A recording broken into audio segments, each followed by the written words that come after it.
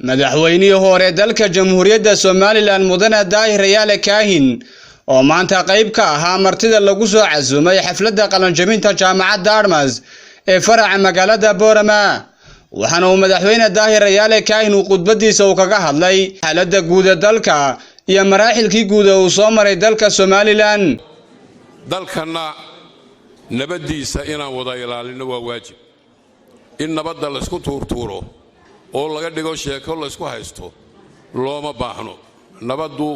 waa waxa bini'aadamku ku nool yahay haddayna nabadi jirin xitaa salaada ma tukan karaysid cibaadada xitaa khalkhal baad ku jiraysaa nabaddu markaa waa furaha nolosha jaamacadi ma jirteen waxba ma jireen waxaan idin xasuusinayaa 19 baa guddi anigu jeermaan mar aan ahaa gobolkaan maamulaynay waxaanu ka shaqayn jirnay iskuulada jira in jiingada laga goosto ayaanu ilaalin jirnay Boorama cidi lama joogan iyo ka jiingada ka goosanay kuwaasan ka ilaalinaynay oon cashuur yar dawladda hoose ku sameeynay oo aan siin jirnay markaasi gunno lagu ilaaliyo waashimaanada dhakhtarka jeelka meelaha soo dhan waqti baa la soo maray awdal iyo Somaliland guud ahaanba meel fiican bay maraysaa laakiin inta la socdo taariikhda turaantura lama waayo dhacdooyinkuna waa wax caadi oo bini'aadanka la socda markastaba waxba dhacaya waxa dhacaya sida xal loogu raadinayo ayuunba meesha yaalay wax kale oo yaali ma jiro maxay halka wax uga dhaceeniyo maxay waxaan inay hagaagaan nin kasta oo jecel yahay waxa la yiraahdaa ninka arigiisa bahal ku jiro ayaan dareemo yaane orod darana lama yiraahdo sidoo kale madaxweynihii hore Somaliland Daahir Rayaale Kaahin ayaa waxa uu isdul taagay oo ka hadlay dagaalka dabada dheeraada ee u dhaxeeya beelaha oo wadaagta ay wada daga deegaanka Ciil Afweyn ee bariga gobolka Sanaag waxaana ugu dambeyntii madaxweynihii hore Somaliland uu baaqna badeed u diray beelahaasi waxaan aaminsanahay in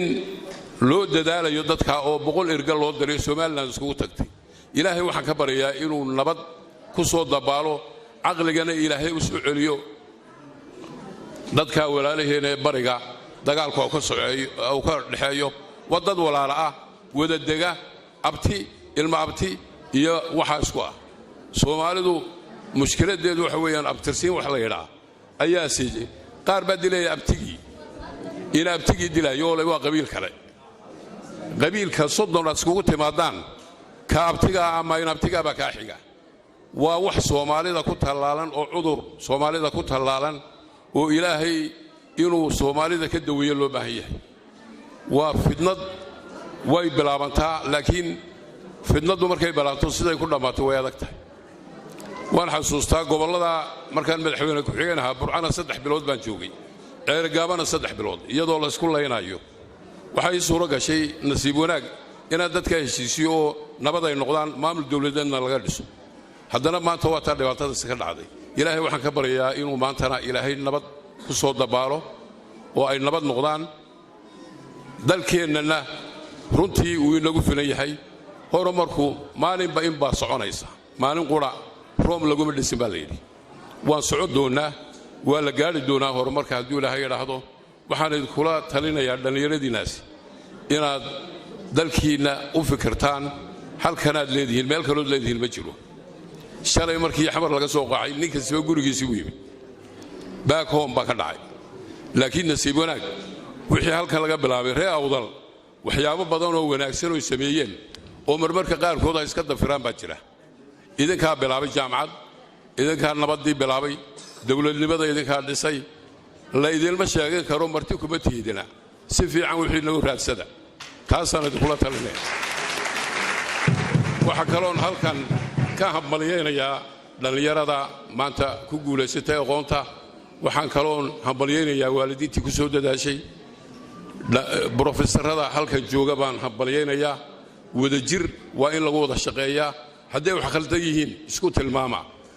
eed ha iskaga dhigin oo ha isku eedeynina waayo eedda waxba lagu gaadho haddii la isku eedeeyo hebel la yiraahdo waxba la gaari maayo marka waxaan idin kula talinayaa inaad kuwa isla taliya oo wanaagga sifara xumahana iska waaniyay inaad noqotaan sidii nabigeenu inagula dardaarmay وعمران حسين آدن وررك مقبايا تلفزيون كعالمي ستار TV بورم.